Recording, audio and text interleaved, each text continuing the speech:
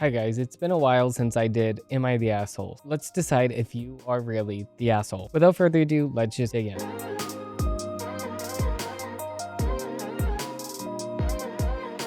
Am I the asshole for telling my stepdaughter she can have her dead dad pay for the wedding? Right off the bat, I think yeah, you are the asshole. You have to prove yourself. Let's find out here. My wife divorced her ex when her 3 kids were young. He was an addict. She met me a few years later, and we dated for 2 years before she introduced me to her kids. 2 kids really hit it off, and Kelly did not like me. Just passive aggressive stuff, but it became much worse when her dad passed away. She did not take it well and resulted in a lot of outbursts. I wasn't living there at the time. She went into therapy, but overall, it didn't seem like it helped. She threatens to run away if I married their mom, so I stayed away but continued to date their mom. Over time, 2 other kids started to stay at my place in order to get away from the drama. It was a rough time for them and bonded even more. When Kelly was 18 and the 2 of us decided to stop putting our life on hold and get married, Kelly hated this. Other kids were happy though. The grammar in this thing already is not good. Every interaction I had with her has been unpleasant, and I do not see her as one of my kids. I eventually adopted her siblings when they were 16 and 17. They asked me. During that time, she destroyed a lot of the sibling stuff for betraying their dad. Now I rarely see her. I prefer it that way. The 2 kids have a one-off and on relationship, and I paid for my 2 kids' wedding. I got a call from her asking me to pay for the wedding since I paid for the other 2. I told her no. This started an argument about how that's unfair. I had enough and told her to have her dad pay for the wedding, and she hung up after some lovely names. I may have gone too far, which makes me a jerk. So I don't think that he was in the right to say that whatsoever because of the fact that her dad passed away. So that's obviously not something that you should be saying. Also, at the same exact time, the relationship between these 2 people have never been good. So that's just the icing on the cake, the cherry on top. The thing is, at the same exact time, if the relationship was never really that good, I don't know, this is kind of a challenging one because as a stepdad, you have to step in and stuff like that, but that was kind of immature for him to say. Moving on to the next one. Am I the asshole for using my husband's salary to make a point to his family after he told me I should stand up for myself instead of expecting him to do it for me? No, first of all, no. Right off the bat, the husband should be standing up to his family. You should be standing up to your family. That's how it should go. My husband and I are doing okay financially. We make enough not to worry about rent and necessities. We're saving a decent amount and have a scope or growth in our careers. I make a little more than 1/3 of our combined income. We are both in our late 30s and have 2 6-year-old boys. I never liked my husband's family, most of them anyway, because they have a lot of old-fashioned opinions and they don't really approve of me. We don't have a lot of contact, so it's okay though. Okay, but then at the same exact time, what is the old-fashioned opinions? What does that mean? What is an old-fashioned opinion? Because old-fashioned opinions probably are going to be right because of the fact that they're old-fashioned. So what is it? Are you wearing what? Is it something that you're wearing?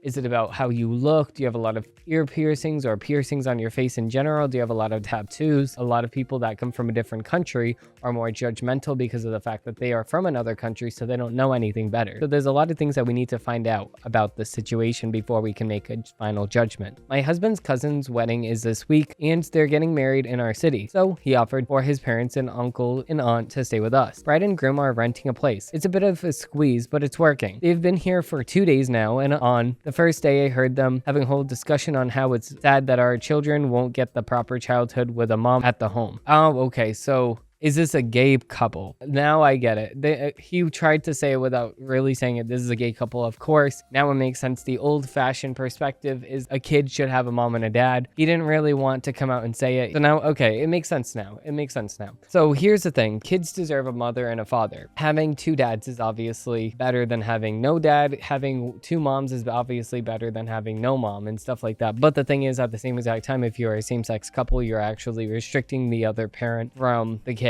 Now, how did this happen? Did this happen through surrogacy, stuff like this, adoption, stuff like that? So with that being said, obviously there is a thing to be said about that. That's not an old-fashioned perspective. That's just common sense. Obviously, a mother teaches a child love and care and stuff like that, and the father teaches him how to work out and stuff like that. That's exactly what I look at my dad for doing and stuff like that. They have to accept that this is a relationship at the end of the day. Also, at the same exact time, you can't help other people's opinions. You can't change other people's opinions. People's opinions, they don't have have to accept you. They just have to be neutral with you. If you're staying at the house, obviously you have to have some respect for the household that you're in. You can have disagreements all you want, but if you're staying in somebody else's house, you have to have the decency and the respect to actually respect that other person because they're going out of their way to allow you to stay in their house. So that's how I feel about this. They have been here for a few days now, and the first day I heard them having a whole discussion on how it's sad that our children won't get a proper childhood with a mom at the home, like my husband and his cousin got. While they were in the living room and I was in the kitchen, and they knew I could hear. I was stewing, but I don't really like confrontation, so I didn't say anything. Later, I asked my husband if he could please tell them to shut up with the snide comments about me, and he said that's their opinion and it's not really hurting me. If I'm bothered, I should learn to stick up for myself, and that he can't always do it for me. That sort of stuck a nerve, because it's true that I usually ask him to do the small things like telling the drive-thru person our order is wrong because it just makes me feel weird and guilty. Somehow, it feels like more his responsibility because his family is involved here. Okay, so at the same exact time, there's a lot of people that feel exactly this way. I totally agree in that aspect because of the fact that it is his family. You need to actually stand up to your own family, and vice versa. You need to stand up to your own family. That's how it goes, because you know your family more than anybody else is going to know your own family. It's your family. At the same exact time, I don't really get why people feel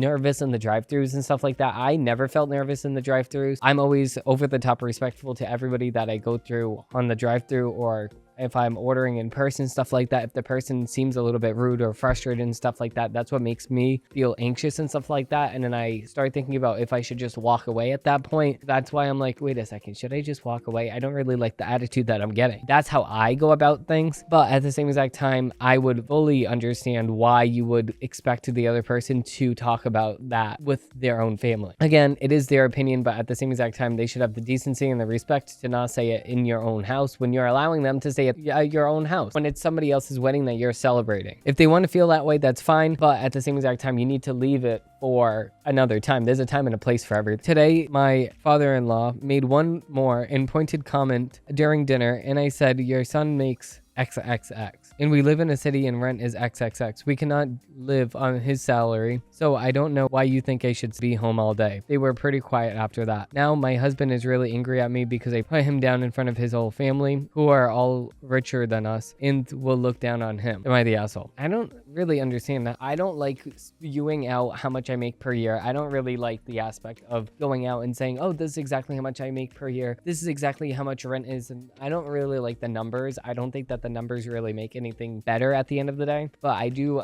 really think that this situation, I think it was just a boiling point for you, and you just had enough of all of it. And then you just wanted to shut your father-in-law up because he kept talking and talking and talking and talking. But at the same exact time, I think this was just a little thing, but then that expanded to a bigger thing because of the fact that there was other underlining stuff behind the hood. Am I an asshole for starting a fight over groceries? Already, I think that you are, but let's find out. My husband and I are in entirely different countries. His family has always been overbearing, especially his mother. He has always helped him out financially or with food. He had 6 siblings and his parents always were struggling. This was fine until he was laid off from his good paying tech job and we had to start budgeting. He still gives his family money to the point that I already opened a non-joint checking account and I have checks directly deposited in there to make sure my bills are paid. I come home early from work and his mom goes through our freezer and fills up bags of food for herself and her adult children who still live at home. I lost my shit on his mom, who has always been a homemaker, and told her to get a job and stop stealing our food. Oh,